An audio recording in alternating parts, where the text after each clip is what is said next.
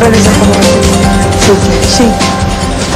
Regresamos en esta conversación, Marta Lamas, Fabián Benet, y bueno, pues esta historia fascinante en muchos sentidos. Esta mujer nos ha impactado a todo el mundo por su firmeza, por su claridad, por la manera en que ella ha expresado su propia experiencia, esta joven austríaca que bueno, pues relató cómo fue secuestrada y toda esta historia que realmente pues nos ha impactado muchísimo.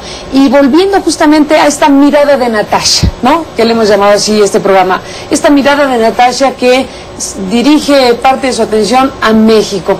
Y bueno, ya Fabián nos dio una serie de informaciones muy importantes y tú, Marta, nos refieres al documental de Lourdes Portillo.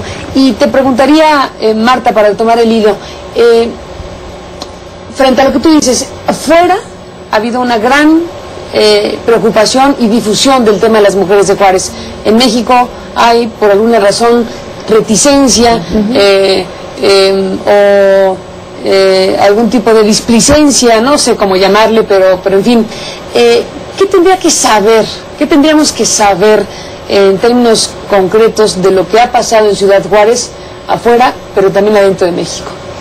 Yo creo que lo más impresionante de Juárez, y ya se están repitiendo en otras partes del país los casos, es el vínculo entre impunidad y corrupción gubernamental.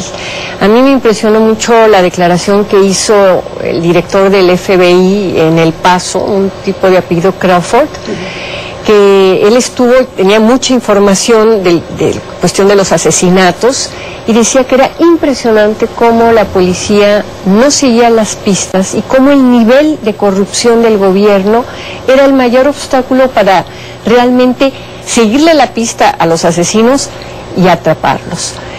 Y luego de repente ha habido unos casos así que tú dices, ¿qué está pasando aquí? Hace poquito la procuradora del Estado, Patricia González, tuvo que despedir al encargado técnico en Ciudad Juárez de la Procuraduría porque unos antropólogos forenses argentinos que habían llevado encontraron que los huesos que se habían encontrado y que eran materia, digamos, reservada para la investigación, este señor, Enrique Silva de nombre, los había donado a la universidad para que los estudiantes de medicina trabajaran sobre ellos. Entonces, tuvieron que recuperar los huesos. Esto lo descubrieron los forenses, ¿no?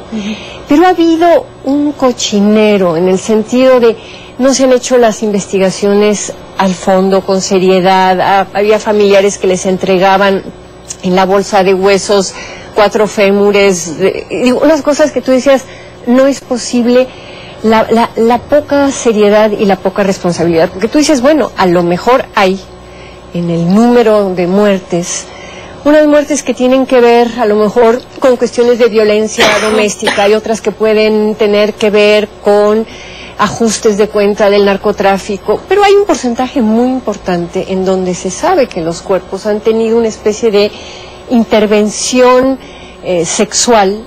A veces es violación, a veces es la cortada de los pezones, una serie de horrores, ¿verdad?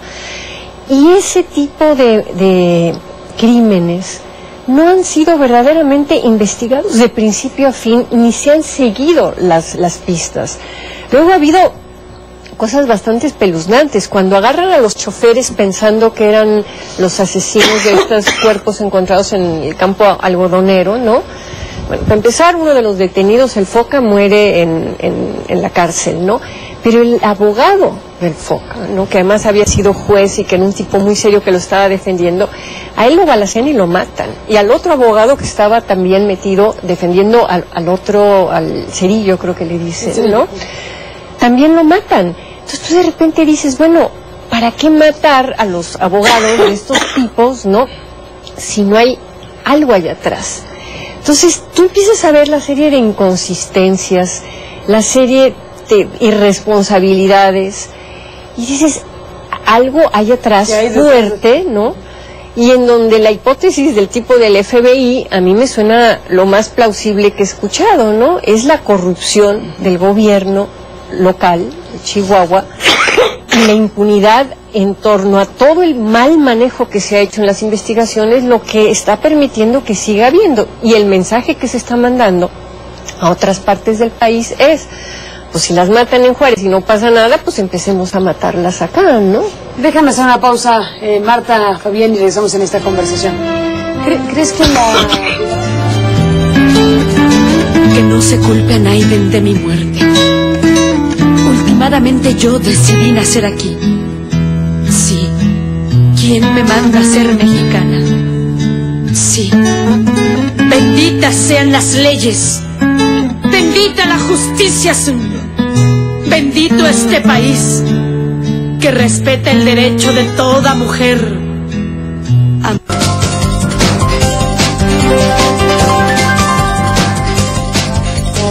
está en conjunto la maquila, ¿no? Ustedes ahí una ciudad. La ausencia de un Estado de Derecho, el que Fabián, seguimos hablando de Ciudad Juárez, de las mujeres, de lo que ha pasado en todos estos años en esta ciudad de Chihuahua.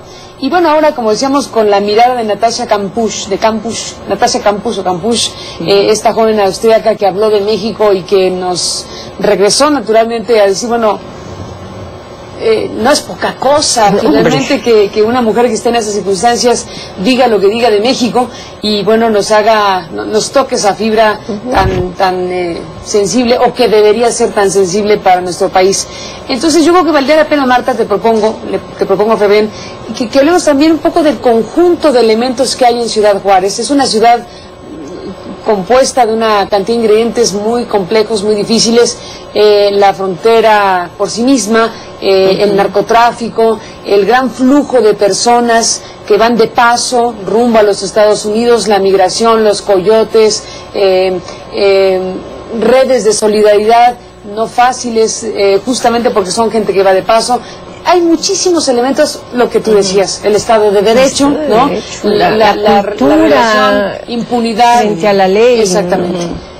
Esa parte, bueno, al final, si uno se pregunta, ¿y qué ha pasado en Ciudad Juárez? ¿Por qué ocurren esos asesinatos y esa agresividad en contra de mujeres? Feminicidios le hemos llamado, ¿no? ¿Qué pasa ahí?